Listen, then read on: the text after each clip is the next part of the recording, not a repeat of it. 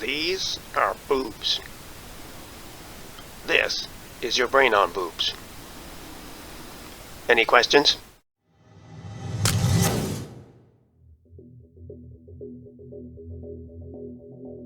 Welcome back, lovers of sequential art. Now this has been like the third time I've tried to record this video, and I just haven't been getting my point across. I haven't been getting to the point that I'm trying to make. You know, I think this topic's been discussed to death in a number of different ways, but there's some aspects of it that have never really been addressed. And what I want to talk about is the way that female characters are represented in comics and why that's a problem. You know, other YouTubers have also covered this content. I know someone I respect quite a bit, Perch, has done a video on this. I'll put a link down below to that. What sparked my interest in making a video about this topic is that I found a particular graphic novel that I really thought was done well, that was done properly, that had a female character that was well represented and drawn in an appropriate way. So I'll show you that at the end of the video, but first we'll just discuss what the problems are and why. Often female characters are drawn in such a way that their expressions and their poses really sexualize them in a completely unnecessary way. Particularly in the 90s, this was a huge issue. Female characters were being drawn in just the most bizarre poses, and sometimes their anatomy so distorted that it just almost didn't look human. In particular, when you see a lot of these female characters posed in such a way that they have to look over their shoulder in an extreme sort of spinal twist. It's just an exploitative pose so that you can get their backside and their front side all in the screen at the same time. You know, when I look at these things, of course, I'm coming from my background. I work with youth as a mental health therapist. I understand a lot about behavior and brain development. So when I look at these topics, I view them through that lens. That is what informs my opinion. And there's a lot of research behind the things that I believe as far as human development and behavioral practices go. So that's where I'm coming from when I look at this. These highly sexualized poses are completely unnecessary and actually look really funny when you reverse the gender roles and put a male figure in that pose. Now, male characters in many ways are also kind of fetishized. They're also drawn in such a way that they're entirely exaggerated. Their physiques are superhuman, but they're supposed to be superhuman, so you can kind of understand that to a certain extent. The male characters are not, however, posed in highly sexualized positions for the most part. Dick Grayson seems to be the exception. If you think that women who read comics don't sexualize the male characters, take a look at this Tumblr post that's entirely about Dick Grayson's backside. Why exactly is this a problem? So what? So female characters are sexy. Big deal. We like to look at pretty girls. Well, the thing is, young men who are exposed to this type of content over and over and over and over again, and I'll be honest with you, it's not just comics, it's magazines, it's TV advertisement, it's television shows, it's movies, it's music videos. When you're exposed to this repeatedly, it rewires your brain.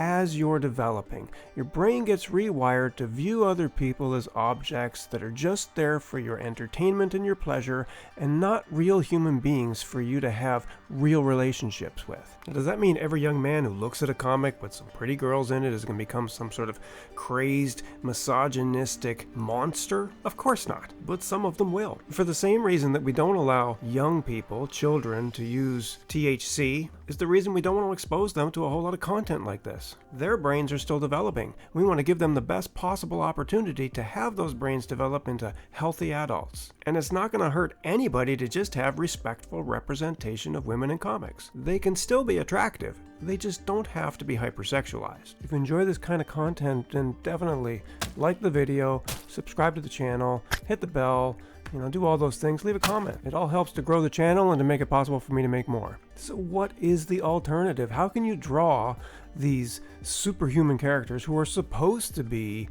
amazing specimens, are supposed to be physically remarkable, who are supposed to be really attractive, or at least you would expect them to be, without sexualizing them?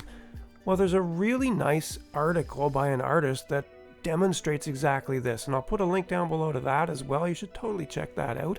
But the gist of it is that you don't draw them with expressions of pouty lips and doughy eyes that are sort of sexually suggestive expressions. You don't draw them in poses that are sexually suggestive poses.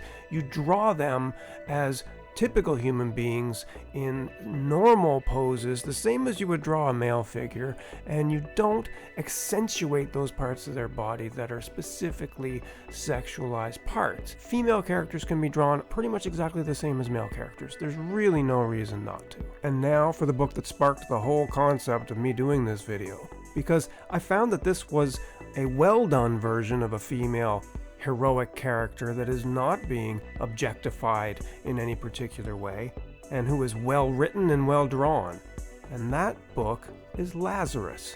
It's an ongoing series. I've been reading it as trade paperbacks, and I absolutely love this series. I am planning to do a full review of the Lazarus series in the future, but for now I just want to talk about the way the character is drawn, because that's kind of the point of this video. The character is drawn in such a way that she clearly is a powerful, superhuman character, and in the story she is genetically enhanced, and I'm not sure entirely what all else has been done to her. Even when she is slightly more exposed, she's drawn in poses that are not focusing your attention on sexual parts of her body. When you see the figure, most often she is fully clothed and covered, but even when she's not, what you see are musculature that would be representative of someone who's genetically modified to be a super soldier. Even in this shot where she's just gotten out of the shower and she's having a medical exam and then she's receiving a shot, she's wrapped in a towel, but it's not clinging to her body in a way that is highly sexualized. It's just her in a towel getting a shot. It's pretty normal looking. And that focuses the reader's attention on the parts of the story that matter. In particular, the artist uses shadow really effectively in order to disguise any parts of the body that could be focus of attention in a sexual way, even when she's in the middle of combat and she may be in some poses that could have been a little bit revealing. The way the artist applies shadow to the drawings makes it that your attention is focused on the action and not on the character's body. Michael Lark and Tyler Boss have done a remarkable job with this series. Again, like and subscribe if you want to get more in-depth comic reviews and some descriptions of some of these comics. I'm going to do one on Lazarus in the near future. I'm also going to do one called Saint Mercy, which is a comic produced by Top Cow with John Zur-Platten and Attilio Rojo. Both remarkable comics, both very well written, both interesting characters. So stay tuned for that, and I'll see you next time.